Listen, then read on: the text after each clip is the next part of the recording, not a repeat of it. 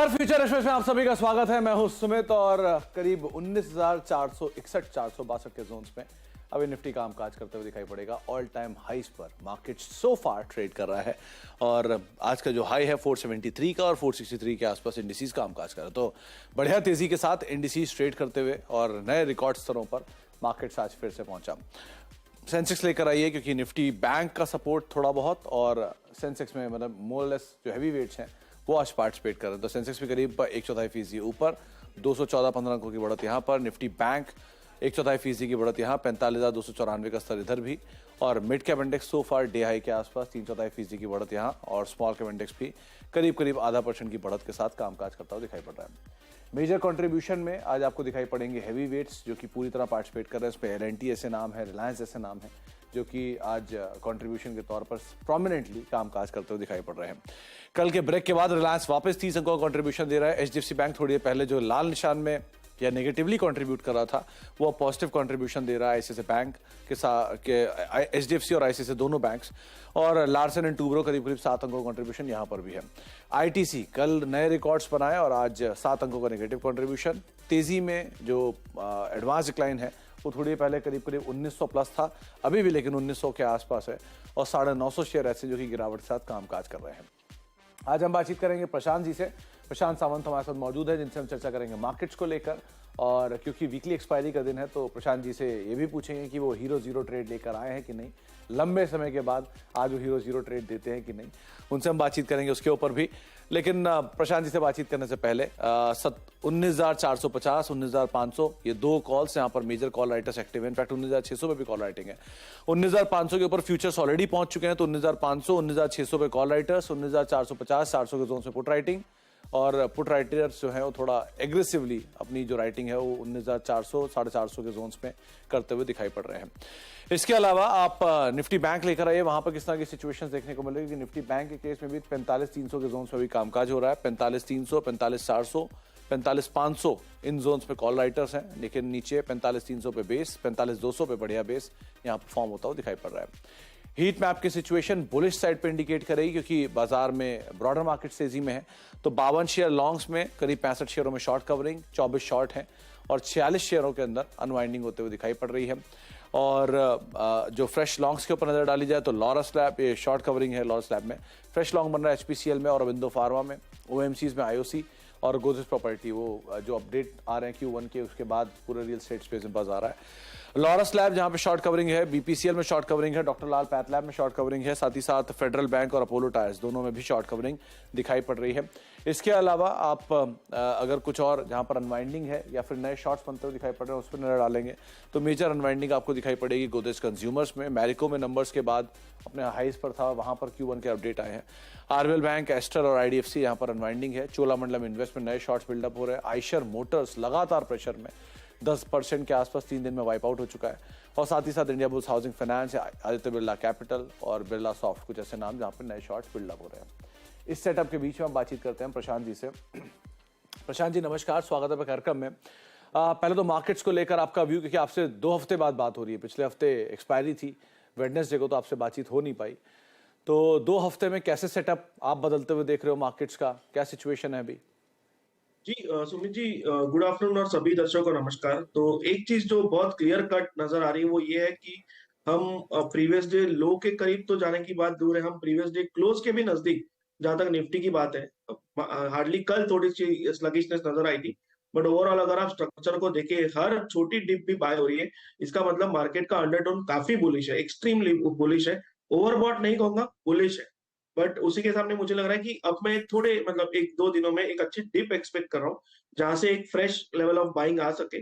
तो अभी फिलहाल मेरी इंडेक्स पे ये राय है कि अगर मैं निफ्टी के फ्यूचर्स को देखूं तो हम ऑलमोस्ट 19,510 के लेवल के ऊपर है, ऑलमोस्ट उस लेवल पे जुलाई के फ्यूचर्स में।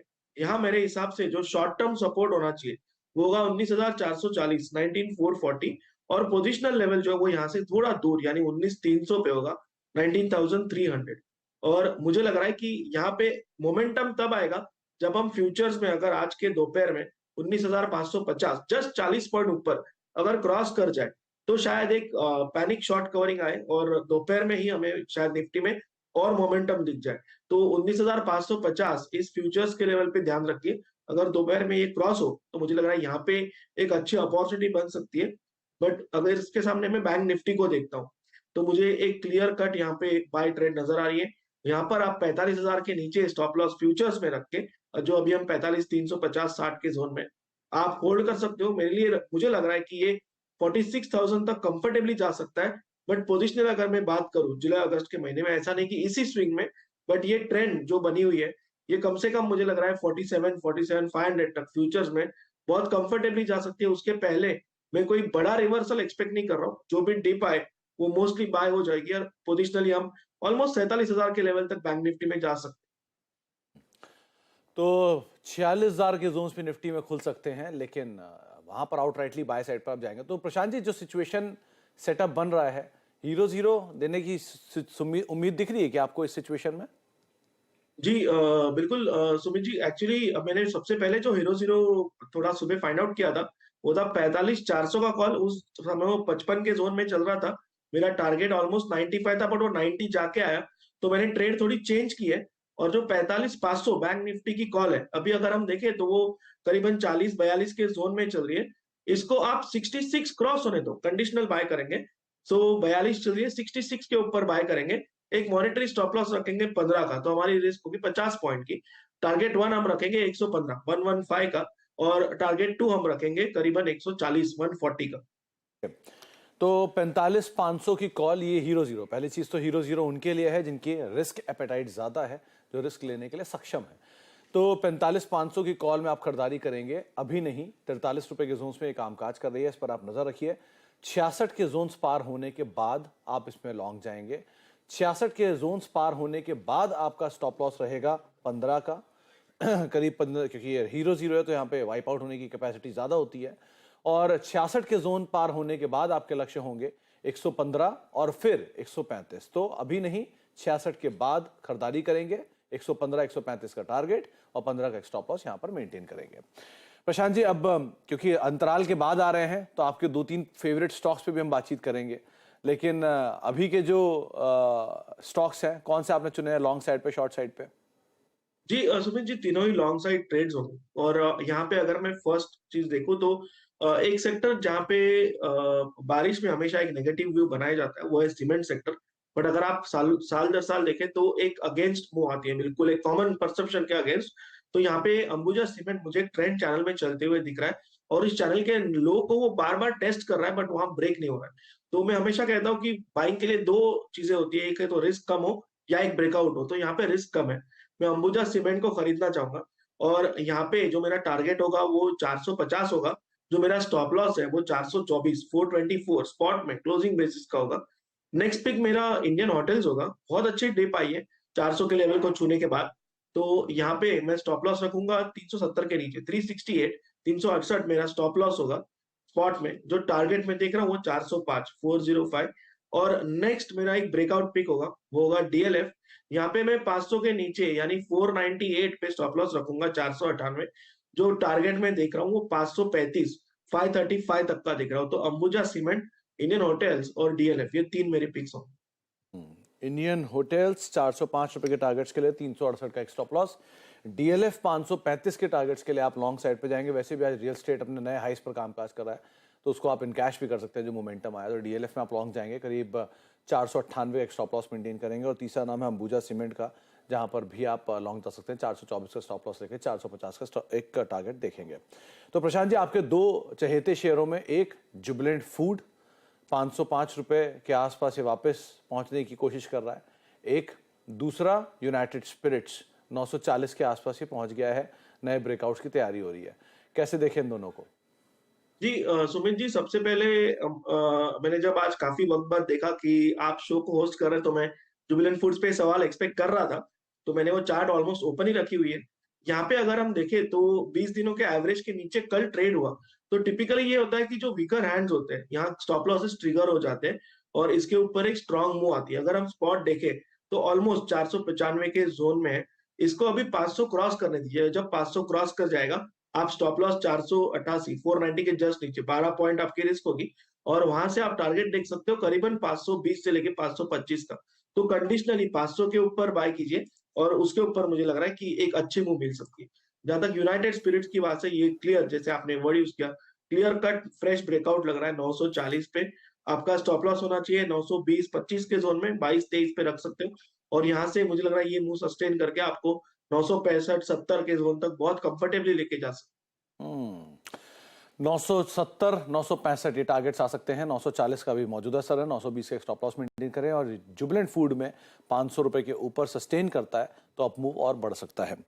ओएमसीज में से कुछ नाम प्रशांत जी आपको दिख रहा है, क्योंकि एक अच्छा फ्लेवर बना है इसमें। एचपीसीएल आज फ्रेश लॉन्ग, इसके अलावा आईओसी के अंदर टॉप गेनर के तौर पे है, यहाँ पर भी फ्रेश लॉन्ग्स। बीपीसीएल में शॉर्ट कवरिंग, क्या करें इसमें?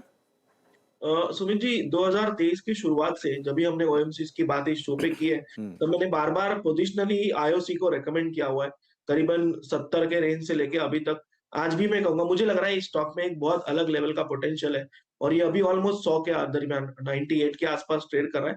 अभी भी मेरी ये सलाह होगी कि इसको आप इन्वेस्टमेंट पोर्टफोलियो में रखिए। आपका स्टॉप लॉस पोजिशनली होना चाहिए क्लोज बिलो 88 स्पॉट, और यहाँ से स्पॉट में, यहाँ से मैं टारगेट देख रहा हूँ 125-30 तक का, जो ट्रेडिंग के हिसाब से देख रहे हैं। तो अभी आपका स्टॉप लॉस होना चाहिए 98, 92, 92, और यहाँ से आपका टारगेट होना चाहिए करीबन 110 तक का। दोनों ही हिसाब से मोमेंटम बरकरार है और मुझे लग रहा है यहाँ से एक अच्छी मूव और आ सकती है। एक औरोबिंदो फार्मा को भी देखिए जरा, 3 दिन से शेयर न्यूज फ्लोज में भी है और 3 दिन से ये मोमेंटम में भी है। आज भी फ्रेश लॉन्ग्स बन रहे हैं और बहुत स्ट्रांग ओवर एडिशन भी हुआ है यहाँ पर। क्या करना चाहिए कि अगर एचपीसीएल के बाद सबसे ज्यादा कहीं ओवर एडिशन अच्छा दिख रहा है तो प्राइस मूवमेंट के साथ एटलीस्ट इसी में दिखाई पड़ रहा है, क्या करें? जी, यहाँ पे सुमित जी, एक बहुत अच्छी और सिंपल ट्रेड जो मुझे नजर आ रही है वो ये है कि ये ब्रेकआउट लेवल 750 के ऊपर सस्टेन कर रहा है। यहाँ पे आप 735 का स्टॉप लॉस रख दो अगर पोजीशन है, नहीं है तो फ्रेश बाइंग भी आप वो हिसाब से क्वांटिटी प्लान करो 735। जब तक ये 735 के नीचे स्पॉट क्लोज नहीं हो, मुझे लग रहा है हर डिप बाय करनी चाहिए। ये स्टॉक करीबन 780 790 के जोन तक जा सकता है। बहुत ही स्ट्रांग मूव है। थोड़ा वॉल्यूम की कमी, अगर वॉल्यूम यहाँ से पिकअप हो तो मुझे लग रहा है ये जो टारगेट्स में बात कर रहा हूँ वो बहुत ही जल्द आ सकता है। लाइकवाइज डॉक्टर लाल पैथलैब भी देखिए, इसमें भी अच्छा हुआ एडिशन हुआ है और नए लॉन्ग्स यहाँ पर भी बिल्डअप हो रहे हैं। 2% की तेजी भी है, इसमें क्या करें? जी, यहाँ पे सुमित जी, मेरी थोड़ी सलाह होगी प्रॉफिट बांधने की। अगर तो आपके पास पोजीशन हो तो 2330 पे चल रहा है, आप ट्रेल क्लोजली करो। 2310 पे स्पॉट में अपना ट्रेलिंग स्टॉप लॉस रखो। अगर यहाँ से कोई रिएक्शन आए तो आपका प्रॉफिट बुक हो जाएगा। थोड़ा स्ट्रेच्ड है और ऑलमोस्ट एक रेजिस्टेंस के काफी करीब है, तो यहाँ पे मैं फ्रेश बाइंग रेकमेंड नहीं करूँ। ओके, और अमंग डिबेट्स एक बार आप आइशर मोटर को और देखिए, क्योंकि वहां पर नए शॉट्स आज भी बिल्डअप होते हुए दिखाई पड़ रहे हैं और अच्छा हुआ एडिशन वहां पर भी हो रहा है। 2.5% 3% नीचे है, लेकिन क्योंकि ये 3 दिनों में अच्छा खासा करेक्ट हो चुका है तो क्या साइन ऑफ रिलीफ यहाँ कुछ है? पुल बैक प्ले कर सकते हैं क्या एक रिस्की ट्रेडर्स?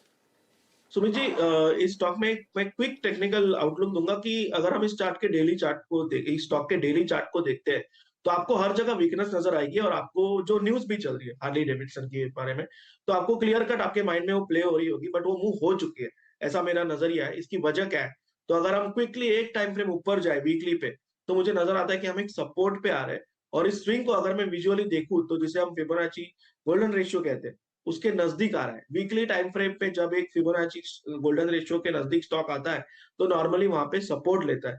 तो यहाँ फ्रेश शॉर्टिंग नहीं करनी चाहिए, बाइंग के लिए वेट करना होगा। स्पॉट 3300 के ऊपर निकल जाए तब मुझे लग रहा है सारी जो नेगेटिव न्यूज है वो थोड़ी नेगेट होके ये स्टॉक फिर से कंसोलिडेशन टू अप में जाएगा। बट फिलहाल फ्रेश शॉर्टिंग नहीं करनी चाहिए। अगर आप शॉर्ट हो तो आपका ट्रेलिंग स्टॉप लॉस भी आप नजदीक लाइए, और 3260 स्पॉट में जस्ट 20 पॉइंट ऊपर आपका स्टॉप लॉस अभी ट्रेल करना चाहिए। यहाँ से मुझे लग रहा है कि एक बहुत अहम सपोर्ट है, और इस स्टॉक को अगर और बरकरार रहना है तो ये स्टॉक 3200 के सपोर्ट को ब्रेक नहीं करना चाहिए। तो कोई लॉन्ग टर्म पोजीशन के लिए ऐड करना है क्या? वो 3200 के इर्द गिर्द ऐड कर सकता है? जी, बिल्कुल कर सकते हैं। थोड़ा मैं हमेशा सपोर्ट के बारे में ये कहता हूँ कि एक बाउंस आने दीजिए।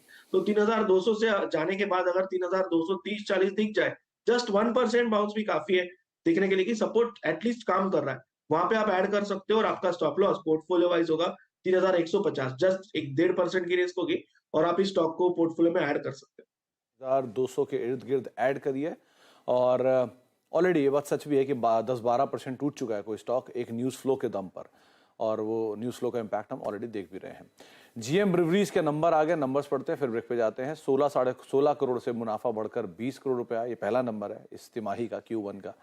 और कंपनी के मुनाफे के नंबर्स में वाई बेसिस पे एक अच्छी बढ़त देखने को मिली है, एटलीस्ट वाई बेसिस पे। हालांकि Q1 बेसिस पे शायद फ्लैटिश साइड पे नंबर है, पिछली बार 24 करोड़ का नंबर था, लेकिन इस बार 16 करोड़ से बढ़कर 20 करोड़ रुपए का एक मुनाफे का नंबर कंसोलिडेटेड बेसिस पे आता दिखाई पड़ा। स्टॉक बिल्कुल शांत है, 4-4.5 रुपए के आसपास की बढ़त है। 142 करोड़ से बढ़कर 147 करोड़ रुपए कंपनी की आय वाई बेसिस पे, ये एक नंबर और आता हुआ दिखाई पड़ा है। इस पर हम आगे भी नंबर्स की डिटेल आएंगे तो और बातचीत करेंगे, लेकिन फिलहाल एक ब्रेक का वक्त है। ब्रेक के बाद लौटते हैं और प्रशांत जी से एक सस्ता ऑप्शन भी आइडेंटिफाई करवाते हैं छोटे से ब्रेक के उस पार। लेकिन जाने से पहले एक बारी राजेश पालिया सर ने कल एक कॉल दी थी बजाज ऑटो की, और कल बजाज ऑटो एफेंडो के टॉप गेनर्स ना केवल बल्कि निफ्टी के टॉप गेनर्स के तौर पर बंद हुआ था।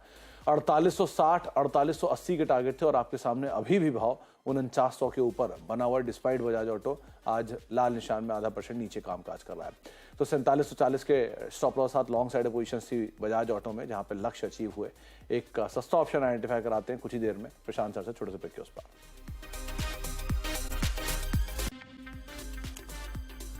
आप देख रहे हैं फ्यूचर एक्सप्रेस और मार्केट्स ऑलमोस्ट डे हाई के आसपास ही कामकाज करते हुए करीब 19,455 का जोन, 57 अंक ऊपर। निफ्टी बैंक भी 150 अंक ऊपर कामकाज कर रहा है। ब्रॉडर मार्केट में भी खरीदारी है। तो प्रशांत जी, अब सस्ता ऑप्शन कौन सा चुना आपने? सुमित जी, यहाँ पे मुझे, जैसे मैंने कहा, फार्मा एंड हॉस्पिटल सेक्टर में मेरा काफी एक बुलिश व्यू है। तो यहाँ पे मैं अगर अपोलो हॉस्पिटल्स को देखता हूँ, बहुत अच्छी डिप आई और डिप से स्टॉक पिकअप हुआ है, तो यहाँ मोमेंटम बढ़ सकता है।